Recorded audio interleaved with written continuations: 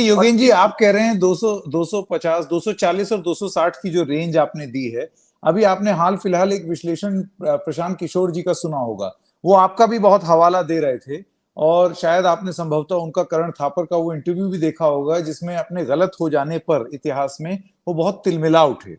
और हमारा ये मानना मानना है कि अगर आप गलत हो जाएं तो गलती मान लेनी चाहिए। जैसे आप वो चार्ट लेकर के पिछली बार यहां पर आए, आपने बता दिया कि भाई ये यहां यहां गलत हुआ, यहां यहां सही हुआ, बेवजह आप मुझे ना बोलें।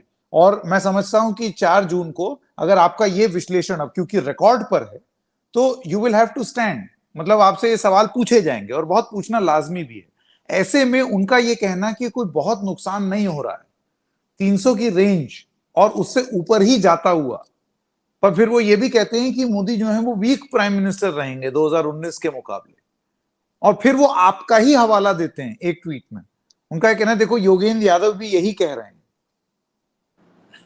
सारी दरअसल कंफ्यूजन इसीलिए हुआ, और पिछले 24-36 घंटे में मेरे तमाम साथी भी विचलित हो गए। हुआ ये कि मैंने ये वीडियो अपलोड किया और आधे घंटे में प्रशांत किशोर जी ने ट्वीट कर दिया, देखिए योगेंद्र यादव भी मुझसे सहमत हैं।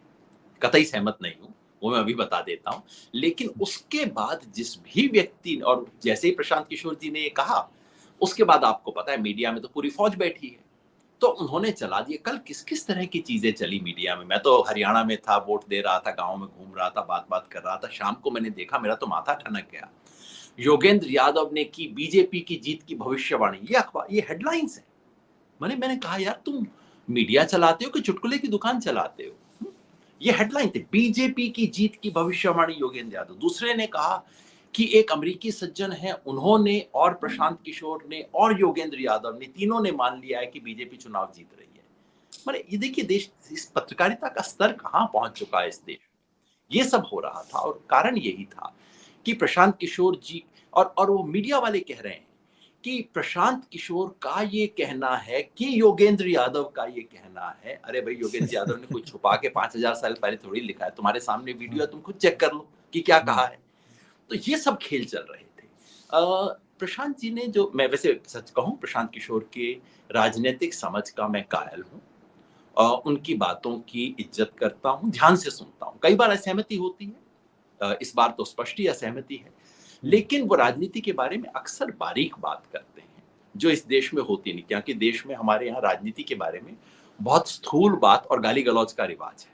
असहमति व्यक्त करनी हमारे यहाँ लोगों को आती नहीं है, और असहमति में तर्क देने की बजाय, क्योंकि तर्क जब होता नहीं है तब गाली गलौज और नियत पे करने का शुरू हो जाता है। प्रशांत किशोर इससे दूर रहते हैं और मुझे ये चीज अच्छी लगती है।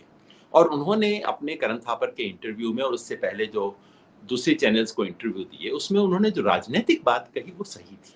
उन्होंने कहा मोदी का जो आभा मंडल है वो घट रहा है, देश में जमीन पे इतनी बड़ी बड़ी समस्याएं हैं, समस्या उठेगी, और मोदी तीसरी बार प्रधानमंत्री अगर बनते हैं, जो उन्होंने कहा बनेंगे, तो वो बहुत वीक प्रधानमंत्री होंगे, और उस वक्त देश में जो एक रेजिस्टेंस खड़ा होगा वो एक अलग तरह का होगा। मैं इन तमाम बातों से सहमत हूं। जहां एक चीज में अंतर है, और वो स्पष्ट अंतर है, उसको घुमा फिरा के कुछ कहा नहीं जा सकता, जलेबी नहीं बनानी चाहिए चीजों की, ऐसा मेरे को लगता है। उन्होंने, प्रशांत जी ने, दो चीजें कही साफ। उन्होंने कहा कि देखिए, एनडीए के नंबर देखने का कोई फायदा नहीं है, क्योंकि कौन एनडीए में होगा कौन नहीं होगा, ये तो चुनाव के बाद ही हमें पता लगेगा। हमें केवल बीजेपी के नंबर देखने चाहिए, और मैं इस बात से बिल्कुल सहमत हूं। आज यहां हम बात कर रहे हैं, क्या आप, संकेत, आप वरिष्ठ पत्रकार हैं, क्या आप गारंटी से कह सकते हैं कि टीडीपी बीजेपी के साथ रहेगी चुनाव के बाद? नहीं, कोई ये तो नहीं कोई भी गारंटी नहीं ले सकता। कोई सिमिलरली नहीं। इंडिया गठबंधन भी साथ में रहेगा या नहीं, इसकी भी कोई गारंटी नहीं ले सकता। तो इसलिए प्रशांत किशोर ने सही बात कही, और मैं सहमत हूं कि अभी हम सिर्फ ये देखें कि बीजेपी के नंबर्स कितने हैं। उस पे उन्होंने कहा, एक बार नहीं कई बार कहा, कि 303 से ज्यादा आएंगी, या तो 303 रहेंगी या उससे 10-15 ज्यादा ही आएंगी। तो मैंने, जाहिर है, उसको बहुत उत्सुकता से और ध्यान से सुना। वो कह रहे थे कि उसे साउथ और ईस्ट में गेन्स होंगे, कम से कम 15-20 सीट का गेन हो रहा है, और नॉर्थ और वेस्ट में 50 सीट का नुकसान नहीं होगा। तो पहले तो मुझे ये बात समझ नहीं आई। मान लीजिए इन दोनों बातों को हम मान लेते हैं कि बीजेपी को 15 नहीं, आप कहिए 20 सीट का गेन हो रहा है पूर्व में, और क्योंकि उनका मानना है कि बीजेपी को बंगाल में भी गेन होगा, जो मैं सहमत नहीं हूँ। तो मान लीजिए बीजेपी को 20 सीट का गेन हो रहा है, और मान लीजिए उनके कहे अनुसार बीजेपी को पश्चिम और उत्तर में 50 सीट का नुकसान नहीं हो रहा है, तो मान लीजिए 40 का नुकसान हो रहा है। अब 20 में से 40 घटाए तो मेरे हिसाब से तो -20 आते हैं। मेरे हिसाब से +20 तो नहीं बनता है। मेरा जो अंकगणित है वो तो बिल्कुल बेसिक किस्म का है। तो एक तो मुझे ये बात समझ नहीं आई। दूसरा, जब हम देखते हैं तो जो मैंने आपको बताया कि दरअसल अगर आप स्टेट बाय स्टेट देखें, कोई व्यक्ति नहीं कहेगा कि बीजेपी केरला में 1 से ज़्यादा सीट का सपना भी देखती है। कोई व्यक्ति तमिलनाडु से नहीं कह सकता कि बीजेपी को 2 से ज़्यादा सीट तमिलनाडु में आ सकती है। आंध्रा में 3 मैं कह रहा हूँ, 3 से ज़्यादा तो बीजेपी के लोग खुद नहीं कहेंगे। तेलंगाना और उड़ीसा दोनों में बीजेपी को 4-4 सीट का फ़ायदा देना अपने आप में काफ़ी बड़ी चीज़ है। मतलब जहाँ थे उससे ज़्यादा मानना। तो इससे फालतू कहाँ से आएगा भैया? कौन-सा राज्य है जो हम भूल रहे हैं इसके बीच में? पौंडीचेरी छूट गया, वहाँ वहाँ ऑलरेडी बीजेपी की है। तो क्या चीज़ छूट गई है? तो एक तो ये चीज़ मुझे समझ नहीं आई। अंतर ये ज़रूर है कि वो समझते हैं बंगाल में ज़्यादा गेन करेंगे। कितना करेंगे? 3-4 सीट और गेन कर लेंगे। दूसरा, जो बड़ी असहमति है वो ये है कि आप मुझे बताइए, कर्नाटका में बीजेपी की सीटें कम कैसे नहीं होंगी? कोई मुझे बता दे, बीजेपी का समर्थक बता दे कि बीजेपी वहाँ पे कितनी सीट ले रही है। ज़्यादा उत्साह में होंगे तो कह देंगे बीजेपी को 16-17 सीट आ जाएँगी, अगर उत्साह में हैं, जोश में हैं तो। अगर 16-17 भी आती है तब भी बीजेपी को 8 सीट का नुकसान हो रहा है वहाँ पे। महाराष्ट्र में आप एक व्यक्ति ला दीजिए जो महाराष्ट्र की राजनीति को जानता हो, जो ज़मीन पे देख रहा हो, जिसने सर्वे किया हो, और जो कहने को तैयार हो कि बीजेपी जिसे 41 सीट आई थी, 41 जमा 1 दरअसल 42 कहना चाहिए, वो 30 सीट भी ले रहा है। ये मुझे कोई 30 सीट से ज़्यादा ले रहा है, कोई बता दीजिए। अगर वो है तो कम से कम 10 का तो नुकसान है। मैं 20 कह रहा हूँ पर कम से कम 10। तो मैं ये बात मुझे कहीं समझ नहीं आई कि अगर आप ये नहीं मानते कि खाली कर्नाटका में बैलेंस हो जाएगा, तो कम से कम ये तो आपको मानना पड़ेगा कर्नाटका और महाराष्ट्र में मिला के तो सब खत्म हो जाएगा। तो ये कैसे गणित हुआ मुझे समझ नहीं आया।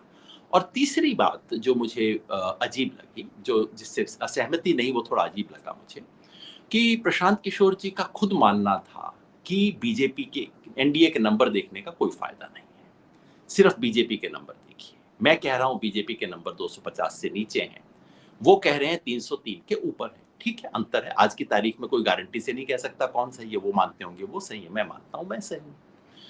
मगर उसके बाद अपने ट्वीट में वो अचानक पलट जाते हैं और कहते हैं देखिए योगेन जी और मैं तो एक ही बात कह रहे हैं, क्योंकि अगर उनके नंबर भी देख लिए जाएं तो एनडीए की मेजॉरिटी बन जाती है। अरे आप ही तो कह रहे थे कि एनडीए का कोई मतलब नहीं है, और अब आप कह रहे हैं कि वो सहमति हो गई है ना।